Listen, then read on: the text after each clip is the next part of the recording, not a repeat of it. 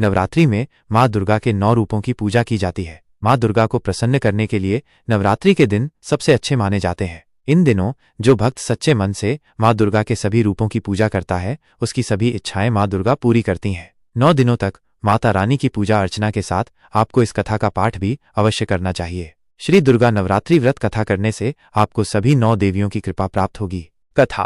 बृहस्पति जी बोले, हे ब्रह्मा जी, आप अत्यंत बुद्धिमान, सर्वशास्त्र और चारों वेदों को जानने वालों में श्रेष्ठ हैं। हे प्रभु, कृपा कर मेरा वचन सुने। चैत्र, आश्विन, माघ और आषाढ़ मास के शुक्ल पक्ष में नवरात्र का व्रत और उत्सव क्यों किया जाता है? हे भगवान, इस व्रत का फल क्या है? किस प्रकार करना उचित है? और पहले इस व्रत को किसने किया, सो विस्तार से कहें। बृहस्पति जी का ऐसा प्रश्न सुनकर ब्रह्मा जी कहने लगे, हे बृहस्पति, प्राणियों का हित करने की इच्छा से तुमने बहुत ही अच्छा प्रश्न किया है। जो मनुष्य मनोरथ पूर्ण करने वाली दुर्गा, महादेवी, सूर्य और नारायण को ध्यान करते हैं, वे मनुष्य धन्य हैं। यह नवरात्र व्रत संपूर्ण कामनाओं को पूर्ण करने वाला है। इसके करने से पुत्र चाहने वाले को पुत्र, धन चाहने वाले को धन, विद्या चाहने वाले को विद्या और सुख चाहने वाले को सुख मिल सकता है। इस व्रत को करने से रोगी मनुष्य का रोग दूर हो जाता है और कारागार में पड़ा हुआ मनुष्य बंधन से छूट जाता है। मनुष्य की तमाम विपत्तियां दूर हो जाती हैं और उसके घर में संपूर्ण संपत्तियां आकार उपस्थित हो जाती हैं। बंध्या और काक बंध्या के इस व्रत के करने से पुत्र हो जाता है। समस्त पापों को दूर करने वाले इस व्रत के करने से ऐसा कौन सा मनोरथ है जो सिद्ध नहीं हो सकता?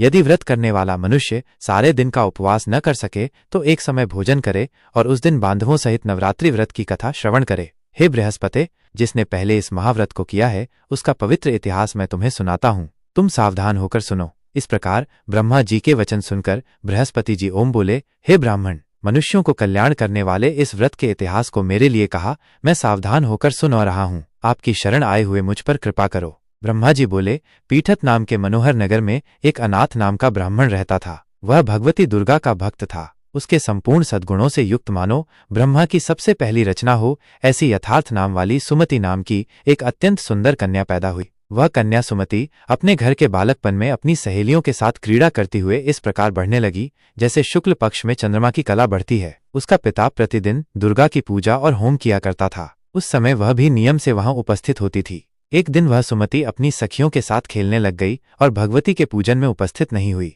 उसके पिता को पुत्री की ऐसी असावधानी देखकर क्रोध आया और पुत्री से कहने लगा कि हे दुष्ट पुत्री, आज प्रभात से तुमने भगवती का पूजन नहीं किया, इस कारण मैं किसी कुष्ठी और दरिद्र मनुष्य के साथ तेरा विवाह करूंगा। इस प्रकार कुपित पिता के वचन सुनकर सुमति को बड़ा दुख हुआ और पिता से कहने लगी कि हे पिताजी, मैं आपकी कन्या हूँ, मैं आपके सब तरह से अधीन हूँ। जैसी आपकी इच्छा हो मेरा विवाह कर सकते हो। होगा वही जो मेरे भाग्य में लिखा है। मेरा तो इस पर पूर्ण विश्वास है। मनुष्य न जाने कितने मनोरथों को चिंतन करता है, पर होता वही है जो भाग्य में विधाता ने लिखा है। जो जैसा करता है उसको फल भी उस कर्म के अनुसार ही मिलता है, क्योंकि कर्म करना मनुष्य के अधीन है पर फल देव के अधीन है। जैसे अग्नि में पड़े हुए तृणदी उसको अधिक प्रदीप्त कर देते हैं, उसी तरह अपनी कन्या के ऐसे निर्भयता से कहे हुए वचन सुनकर उस ब्राह्मण को अधिक क्रोध आया। तब उसने अपनी कन्या का एक कुष्ठी के साथ विवाह कर दिया और अत्यंत क्रुद्ध होकर पुत्री से कहने लगा कि जाओ जाओ, जल्दी जाओ, अपने कर्म का फल भोगो। देखें